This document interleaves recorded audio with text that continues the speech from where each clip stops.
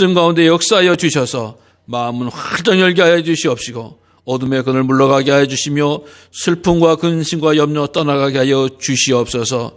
밝고 밝게 하여 주시옵소서. 예수 그리스도 이름으로 감사하며 기도드리옵나이다. 아멘. 오늘은 부활절입니다.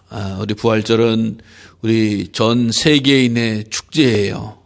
즉 성탄절도 주님 태어나신 날도 세계인의 축제가 됩니다만은 사실 부활절도 그에 못지않게 세계 많은 나라 사람들이 이 부활절 절기를 기뻐합니다. 그래서 부활절에 여러 가지 풍습이 있는데요. 미국에서는 부활절에 달걀을 굴리면서 이렇게 서로 경쟁하고 재미있게 그 시간을 보내기도 하고요. 또 이탈리아라고 하는 나라에서는 부활절 모양의 초콜릿을 이렇게 만들어 가지고 이 달콤한 이 달걀 모양을 가지고 서로 초콜릿을 주고 받으면서 이 부활절을 함께 즐겁게 보내는 그런 시간을 갖기도 합니다. 또 이 동유럽에도 헝가리라고 하는 나라는 물벼락을 서로 부활절에 내린다는 거예요. 여러분이 물벼락 같은 경우는 우리나라 사람들은 좀 자존심 상하고 기분 나빴을 때 막 물 얼굴에 껴안고 막 이러는 거 장면 보이지 않아요? 근데 그 사람들은 물벼락을 맞으면 나쁜 더러운 귀신은 달아나고 몸과 마음이 깨끗해진다라고 하는 속설 때문에 이 부활절에 그것을 감당한다고 그럽니다. 또 유럽 가운데 어떤 나라는 또 토끼, 부활절에 토끼를 가지고 장식을 한다.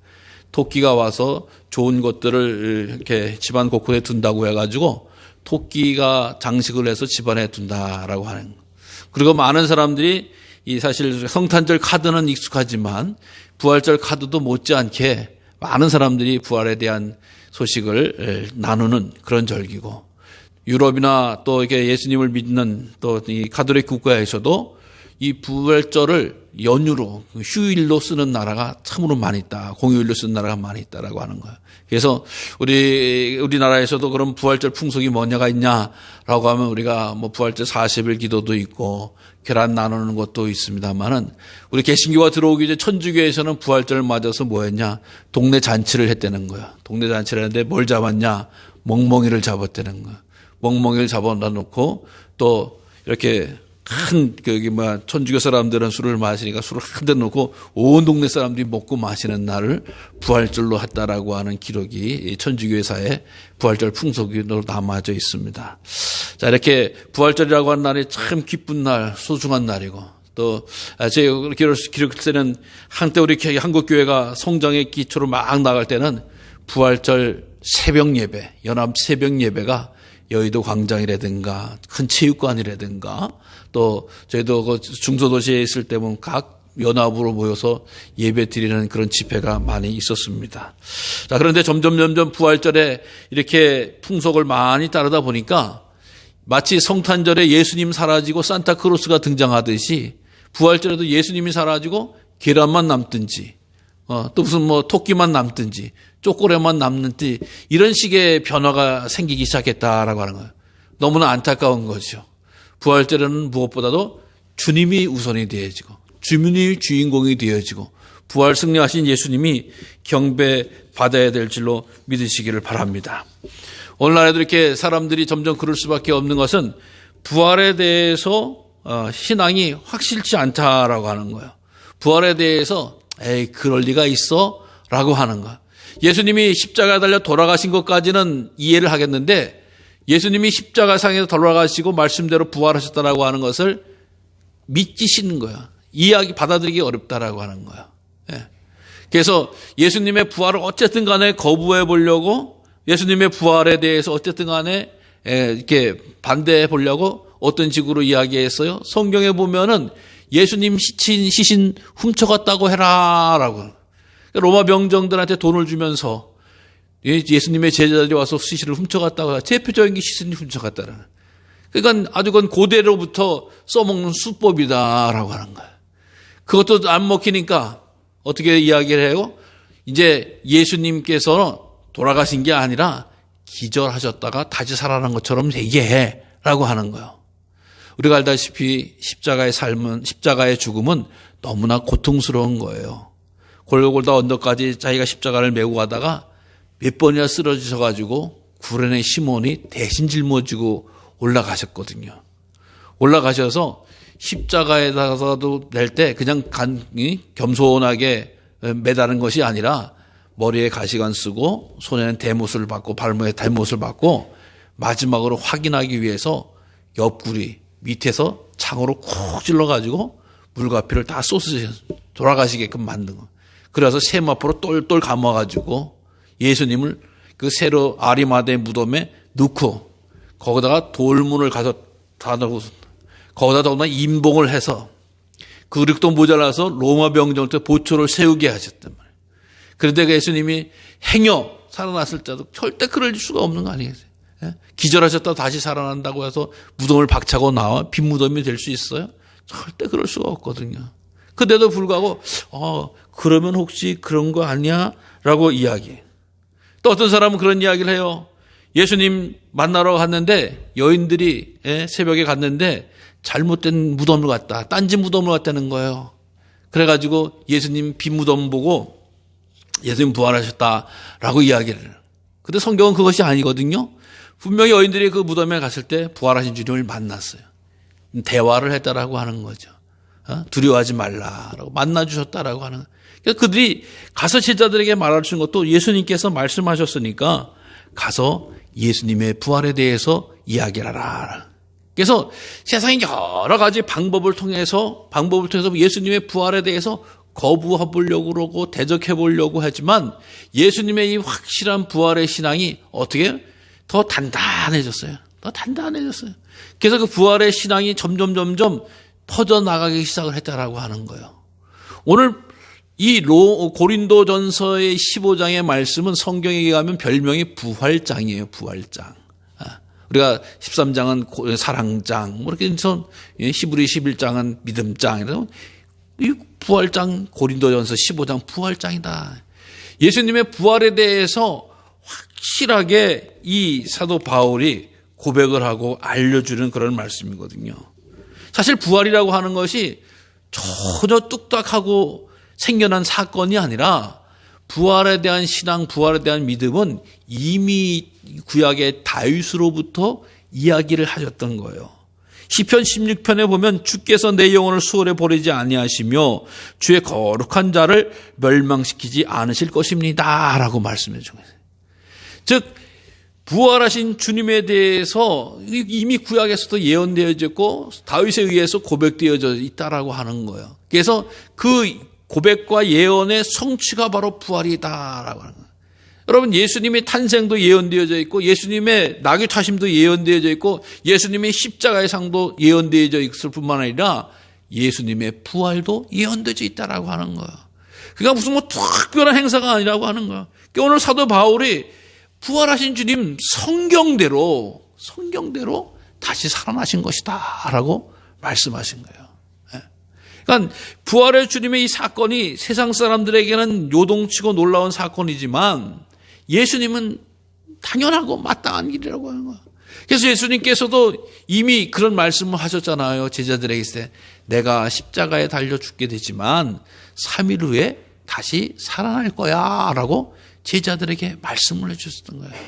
그러니까 이 성경을 놓고 우리가 자세히 묵상을 해놓고 보면 이게 하나님의 큰 역사 가운데 되어질 일이구나 라고 믿어지는데 이거를 난데없이 처음 듣는 모양처럼 이게 무슨 큰 난리가 난 것처럼 이야기해서는 안 된다라고 하는 것이죠. 근데 오늘도 수없이 많은 사람들이 부활에 대해서 예수님이 십자가에 달려 돌아가셨지 라고 이야기하면서 예수님이 3일 만에 부활하셨어 라고 하는 것에 대해서 이렇게 생각을 하고 있는 거예요. 여러분 우리는 부활을 굳게 믿는 주의 성도인 줄로 믿으시기 바랍니다. 나는 부활을 믿습니다. 나는 부활을 믿습니다. 그 부활의 증거자 되겠습니다. 부활에 오늘도 보면은 부활의 사건 가운데 주님을 만난 사람들이 얼마나 많은지요. 성경에 보면은 어떤 증인을 세우기 위해서는 증인 2사람만 있으면은 재판이 되잖아요. 저 사람이 살인했어요. 저 사람이 도적질했어요. 저 사람이 무슨 일 했어요. 라고 2사람만 있으면 그 사람은 죄인이 되죠. 근데 오늘 성경에 보면 어떻게 해요? 게바에게도 보이시고 12제자에게도 보이시고 500의 성도에게 보이시고 또 뿐만 아니라 만삭되지 못한 나 같은 사람에게도 바울에게도 보이셨다라고 말씀해 주고 있는 거예요. 여러분, 이 예수님의 부활의 증인은 허다해요. 차고 넘친다라고 하는 거예요. 특별히 우리가 알다시피 사도 바울은 율법주의자였어요. 복음에 대해서 알지 못했습니다. 그리고 예수님이 십자가에 달려 돌아가신 다음에 예수님을 따르는 사람들을 불이 나게 찾아다니면서 잡으러 다녔던 사람이잖아요. 그래서 다메섹에 있는 예수 믿는 사람들이 있다라고 하는 이야기를 듣고 대제사장들에게 공문을 좀 써주세요. 내가 가서 싹 잡아드리겠습니다. 혈기왕성한 그런 사람이었다라고 하는 것이죠. 그래서 그가 문서를 가지고 다메섹을 향해서 혈기왕성하게 당당하게 가는 길이었잖아요. 근데 가는 길에 다메섹 도상에서 길가위에서 사울아 사울아 내가 왜 나를 핍박하느냐. 내가 왜 나를 핍박하느냐. 주님을 만나는 거예요. 주님을 만나게 되니까 어떻게 해요? 주여 누구십니까? 라고요. 네가 나는 핍박한 난 예수다. 예수님을 만나준 거야. 그러니까 그가 꼬꾸라지는 사건이 벌어진 거 아니겠어요? 야, 나는 예수가 세상을 어지럽게 하고 율법을 파괴하는 자인 줄 알았더니 예수님이 살아나셨구나. 그 살아계신 예수님이 나를 만나주셨구나. 라고 하는 믿음의 확신과 체험을 하게 되어진다라고 하는. 그 길로 어떻게 돼요? 아라바 광야 가서 주님과 깊은 영적인 교제를 하게 됩니다. 그러고 나서 돌아와서 어떻게 해요? 세상 사람이 바울이나 사울이라고 하는 놈, 저거 예수님 핍박하고 예수님 따르는 사람들 붙잡아다는 놈이하고 다 거부할 때도 묵묵히 참아낼 수밖에 없었어요. 그리고 내가 어떻게 하면은 주님의 부활의 사건을 증거할까, 고백할까, 알릴까라고 해서 복음을 들고 유럽을 다니기 시작을 하잖아요. 3차 전도 여행을 다니기 시작을 하잖아요. 아니, 전도 여행을 갔다 오고 나면은 신나게, 야, 바울이, 사울이 다녀왔습니다. 박수 쳐주십시다. 환영해 주십시다. 무슨 보고를 받읍시다. 카퍼레이드 해 주십시다. 절대 그런 거 없었다라고 하는 거예요. 가는 곳곳마다 죽음의 위험, 살인의 위험, 도살임이 있었다. 자연의 위험, 동족의 위험, 이방인의 위험, 얼마나 힘든지 알 수가 없어요. 한 번 갔다 오고 나서 너무 힘들고 괴로웠지만 또 와서 말씀을 증거해서 부활의 주님을 증거해서 그곳에 교회를 세우고 예수 그리스도의 공동체를 세우게 되고 결국 오늘 이 고린도라고 하는 교회에도 바울의 전도에 의해서 교회가 생겨져요. 부활의 공동체가 세워지게 되어졌다라고 하는 거예요. 근데 이 부활에 대해서 고린도 교회에서도 의심이 생기기 시작한 거예요. 세상의 철학으로 이방의 종교로 어지럽던 이 고린도 지역에 은사가 충만했지만 부활에 대해서 흔들리는 거예요. 그러니까 사도 바울이 이 고린도전서 15장을 통해서 내가 전한 그 메시지, 내가 전한 복음의 내용, 내가 전한 것을 흔들리지 마라. 부활에 굳게 잡아라. 그래야지 구원받는다라고 하는 것을 말씀해 주고 있는 거예요. 그러면서 만삭되지 못한 나 같은 자에게도 하나님께서 부활의 능력을 보여주시고 함께해 주셔서 오늘 내가 이곳에 있는 것이다 라고 끊임없이 선포하고 증거했던 그 바울의 모습이 있었다라고 하는 것입니다. 사랑하는 성도 여러분, 그래서 바울의 얘기가 사그러들었습니까? 아니라고 하는 거야. 그래, 맞아. 부활의 주님, 부활의 능력, 부활의 승망, 부활의 생명이 차고 넘치게 되어졌다라고 하는 것이에요. 그래서 그 부활을 믿는 사람들이 생겨나고 부활의 확신 가운데, 여러분, 이 사도 바울이 예수님과 친하게 지냈던 베드로 같은 사람도 아니었습니다. 12제자도 아니었다라고 하는 거예요. 예수님과 살해생전에 만나서 밥을 먹거나 무슨 했던 기록이 전혀 없어요. 근데 불구하고 예수님이 살아나셨다고 이 경험, 체험, 만남의 순간 부활의 경험을 하고 나서 복음을 들고 땅 끝까지로 복음을 증거자가 되어져요. 로마에 가서도 예수님을 증거해야 되겠다라는 큰 비전의 사람이 되어졌다라고 하는 것입니다. 다른 사건은 아니에요. 부활의 주님을 만나고 자기 인생을 드렸던 거 아니에요. 자기 삶을 드렸던 거예요. 자기의 배경을 드렸던 거 아니겠어요? 내가 세상으로 나갈 때 보면 가말리알의 문화고 로마 시민권을 가지고 있는 자고 우리가 어떤 배움의 학자적인 길도 다 갈 수 있는 그런 사도 바울이었습니다. 근데 예수님을 만나고 세상에 타는 거 아니다. 부활의 주님을 증거하는 것이 최고다. 부활의 주님을 증거하는데 내 목숨을 거는 것, 내 삶을 드리는 것이 최고다라고 고백하면서 활동하기 시작했다라고 하는 것입니다. 사랑하는 성도 여러분, 이 부활의 사건이 정말 주님께서 우리에게 보여준 놀랍고 큰 사건인 줄로 믿으시길 바랍니다. 이 사건에 대해서 많은 사람들이 의심할 때에 아놀드 토인비라고 하는 이 역사가가 자기가 고백을 했어요. 내가 연구를 하고 검토를 해본 결과 이 예수님께서 부활한 것은 역사적인 사건이다라고 고백을 했고 표현을 해요. 여러분, 역사학자가 이런 표현을 하면은 우리가 주목을 해야 돼요. 얼마 전에 우리 하버드대, 미국의 최고의 대학 하버드대 교수가 우리나라의 정신대 문제를 가지고 가짜로 고백을 했어요. 기고를 해서 했어요. 근데 그 사람이 쓴 그 자료가 있어야 되거든요. 자료가 뭔가라고 하는 것을 요청을 했더니 일본에서 다 만든 그 가짜 자료를 가지고 자기가 논문을 썼다라고 고백을 해요. 여러분, 그럴 때 어떤 일이 벌어졌는지 아세요? 우리야 막 욕하고 뭐 때를 주면서 그 같은 역사학계에 있는 교수님들이 그를 무시하는 거야. 아니, 당신이 교수가 돼가지고 어떻게 그런 자료를 가지고 일본 한쪽에 평판된 자료를 가지고 그걸 써서 이 사람들을 이렇게 모욕하냐? 역사학자가 말이야 그 수준이 그거밖에 안 되냐?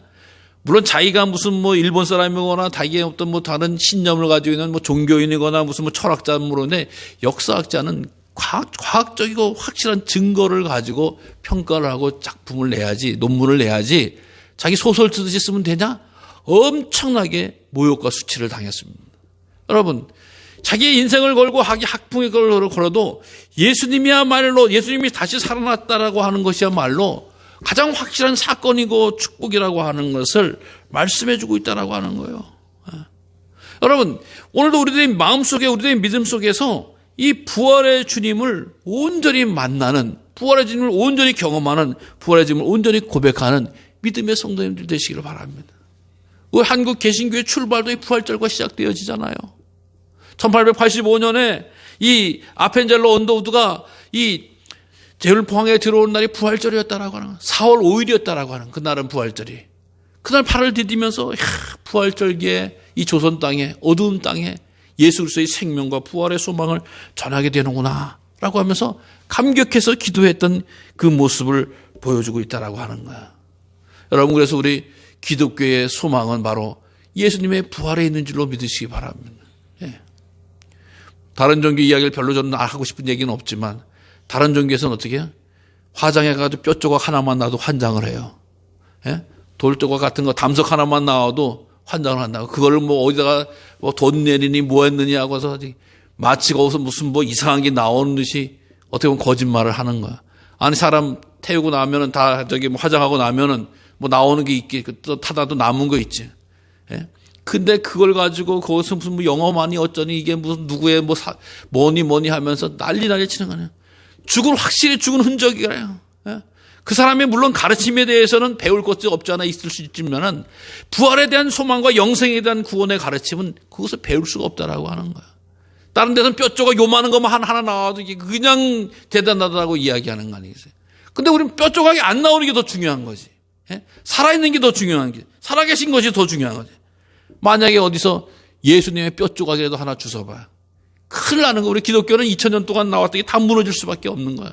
근데 여태껏 그 누구 하나도 예수님의 뼈 조각 하나 제시하고 있지 못하다라고 하는 거야. 왜? 예수님은 살아서 부활하셔서 승천하셨기 때문인 줄로 믿습니다. 그게 우리들의 비밀이, 우리들의 신앙이 뼈 조각 하나에도 황분하고 왔다 갔다 하는 그런 신앙이 되어야 되겠습니까? 아니라고 하는 거야. 오늘도 살아계셔서 부활 승천하셔서 하나님 보좌 우편에 계시고 또 우리에게 부활의 소명과 생명과 말씀으로 지도해 주시고 인도해 주신 주님과 동행하는 발걸음이 되어야 될 줄로 믿습니다. 많은 사람들이 이 부활의 주님을 만나서 부활의 소식을 증거하는 거, 부활의 메시지를 증거하는 거, 역사하는 거. 그래서 이 믿는 사람들이 역사해요. 그래서 주님께서도 보지 않고 믿는 자는 복되도다. 복되도다. 세상 사람들은 보여줘야지 믿겠다. 들려줘야지 믿겠다. 손에 잡아줘야지 믿겠다라고 이야기해요. 근데 믿음의 상태가 그거 아니다. 예수님의 부활을 제가 믿습니다. 예수님의 부활을 믿습니다. 사망 권세에 계신 주님을 믿습니다. 무덤을 열고 승리하신 주님을 믿습니다. 이 부활하신 주님을 믿는 이 믿음이 세상을 움직이는 믿음이 되어졌고 하나님 앞에 영광을 돌리는 믿음이 되어졌고 이 믿는 믿음의 사람들이 날이 가면 날이 갈수록, 해가 가면 해가 갈수록 더 많아지고 있다는 하는 사실을 기억하시길 바랍니다. 오늘도 우리들 모두 다 부활의 천국잔치에 부름받은 자인 줄로 믿어요. 그래서 이 부활의 신앙으로 무장되어져 있을 때 죽음과 두려움과 염려와 슬픔과 괴로움과 아픔을 능히 이길 수 있는 믿음의 자녀인 줄로 믿습니다. 주님, 부활의 능력으로 나를 덮어주소서. 부활의 능력으로 이기게 하여 주시옵소서. 부활의 능력으로 견디게 하여 주시옵소서. 부활의 능력으로 뚫고 나가게 하여 주시옵소서. 부활의 능력으로 정말 소망을 품게 하여 주시옵소서. 이 절기에 우리 가운데 어떠한 모든 것도 우리를 옥죄고 또 우리를 누르고 우리를 불편하게 하는 것을 다 끊어버리시고 부활의 능력으로 승리하는 우리 모두가 되어지기를 간절히 주님의 이름으로 축원합니다. 할렐루야. 좋으신 아버지 하나님 감사합니다. 부활 승리한 날 이 몸된 교회에서 사랑하는 성도들을 신령과 진정으로 예배드리게 하시니 감사합니다. 부활을 믿고 증거하는 사람들 통해서 하나님 역사하시고 또 구원의 은총으로 축복해 주신 줄로 믿습니다. 우리도